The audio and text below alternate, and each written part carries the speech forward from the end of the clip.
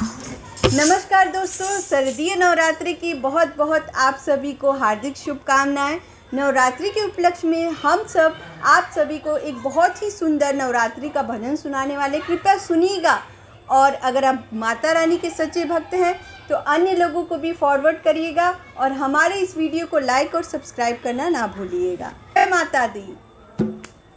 निमिया की डाढ़ी मैया लावेली झलुआ हो की झूली झूली ना, ए मैया झूली झूली ना, मैया मोरी गावेली गीतिया हो की झूली झूली ना, मैया मोरी गावेली गीतिया हो की झूली झूली ना।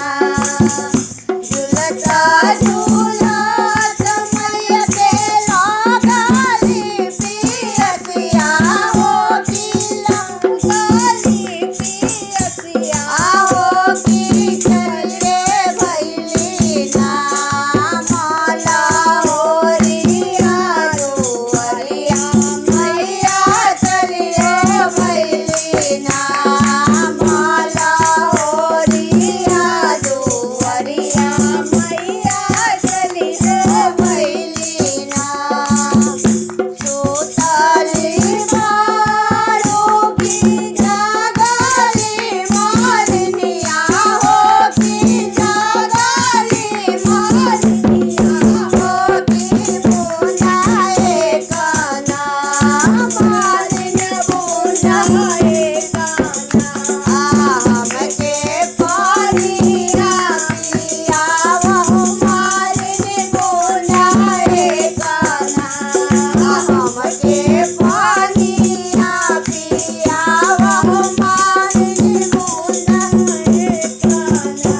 कैसे में पानिया पियाई मोरी मैया हो पियाई मोरी मैया हो जी मोरा गोदिया ना, मैया मोरा गोदिया ना, भाड़े वाला का तोहार मैया मोरा गोदिया ना, भाड़े सेवा का तोहार मैया मोरा गोदिया ना।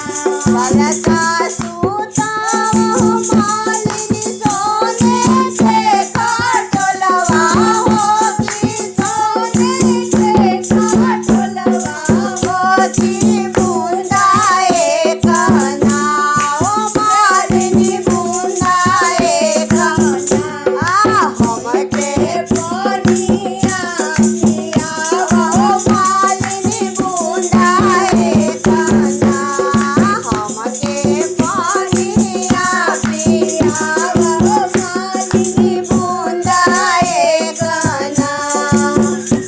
एक बलकी चढ़ली भुइयावा डर कवली हो, भुइयावा डर कवली हो की दूसरे बलकी ना, मैया के पानिया पियवली हो दूसरे बलकी ना, मैया के पानिया पियवली हो दूसरे बलकी। कहाँ से लिहली मालिनी झांझर गेरुआ हो की झांझर गेरुआ हो दूसरा हथवा ना, हो दूसरा हथवा ना, साला जुड़ा पनिया हो दूसरा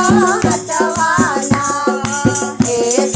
साला जुड़ा पनिया हो दूसरा हथवा ना।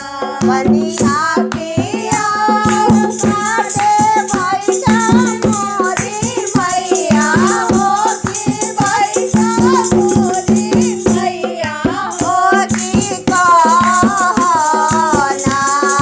ए ना गरिया को